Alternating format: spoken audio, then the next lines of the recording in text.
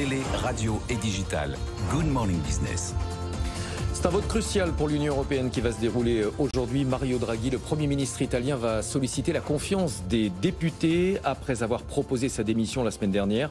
En cas de crise politique, la pression évidemment pourrait s'intensifier sur la dette italienne et faire peut-être trembler l'ensemble de la zone euro. On va en parler avec Véronique Riche-Flores, économiste indépendante. Bonjour Véronique. Bonjour Stéphane. Si Mario Draghi n'obtient pas la confiance des députés, cette fois-ci le président italien Sergio Mattarella ne pourra pas refuser sa démission comme il l'a fait la semaine dernière et le pays sans coalition risque d'entrer dans une phase d'incertitude, d'instabilité politique.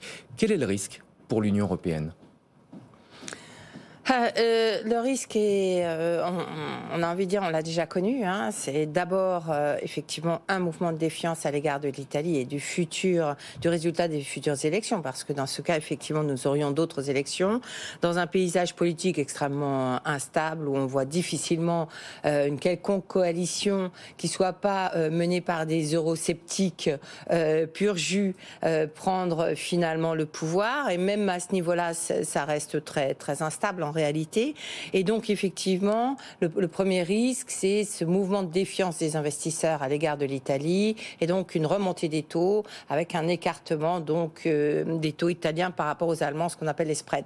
Ça c'est un risque majeur. Pourquoi ? Alors un peu plus complexe que d'habitude, parce que jusqu'à présent la Banque centrale européenne est intervenue massivement effectivement pour acheter de la dette italienne et d'autres et contenir ce risque. Aujourd'hui, on est dans un contexte où l'inflation est à plus de 8%, où la Banque centrale européenne doit remonter ses taux d'intérêt, donc resserrer les conditions de crédit. Et bien évidemment, dans ce contexte-là, ça fragiliserait d'autant la dette italienne et augmenterait sans doute d'autant le risque d'écartement des taux d'intérêt. C'est pour cela que la Banque centrale européenne a immédiatement le mois dernier, après l'annonce de hausse de ses taux d'intérêt, envisagé un outil anti-fragmentation pour précisément pouvoir limiter ces écartements de taux d'intérêt. On est à 3,42% sur le 10 ans italien ce matin. À partir de quel niveau ça devient problématique ? On dit généralement qu'au-delà de 250 points de base d'écart avec la référence, c'est-à-dire le 10 ans allemand,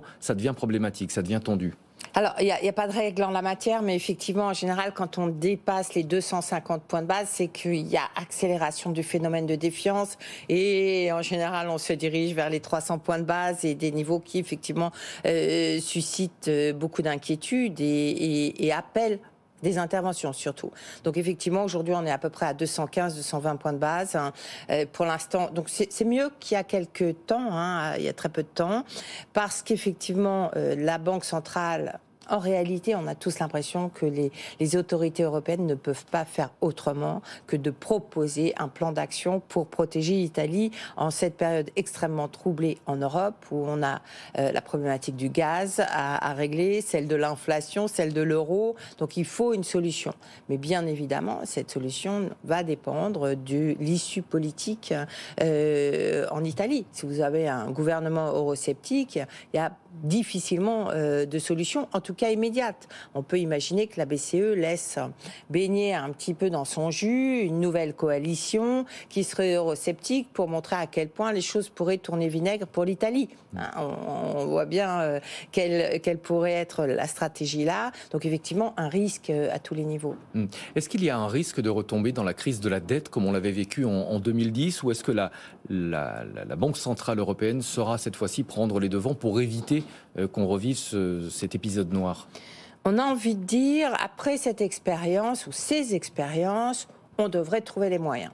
C'est néanmoins beaucoup plus complexe, peut-être à d'autres égards, c'est-à-dire qu'effectivement, vous pouvez difficilement trouver un schéma, un montage fiable, convaincant, en disant on va resserrer les conditions monétaire d'un côté parce qu'il y a de l'inflation, donc il faut retirer des liquidités, et de l'autre côté avoir une espèce d'usine à gaz dans laquelle on continue à financer des pays qui sont le plus dans le besoin. Vous voyez que ça peut durer un temps, d'ailleurs l'effet d'annonce a été assez efficace depuis 3 semaines, mais sur la durée, le grand risque c'est de discréditer ou décrédibiliser l'action de la Banque centrale européenne et que l'euro en souffre, et l'euro baisse, qui veut dire plus d'inflation. Donc la situation est quand même pas aussi facile que ça et on peut imaginer qu'il y ait un certain nombre de tensions à un certain temps. Est-ce que c'était forcément très judicieux de la part de la Banque Centrale Européenne de mettre un terme à son programme de rachat d'actifs alors qu'on savait qu'il y avait quand même un risque dans la fragmentation du marché de la dette de la zone euro? On le savait, beaucoup l'ont annoncé d'ailleurs en disant il faut avant tout proposer un plan d'action effectivement avant de stopper ces achats.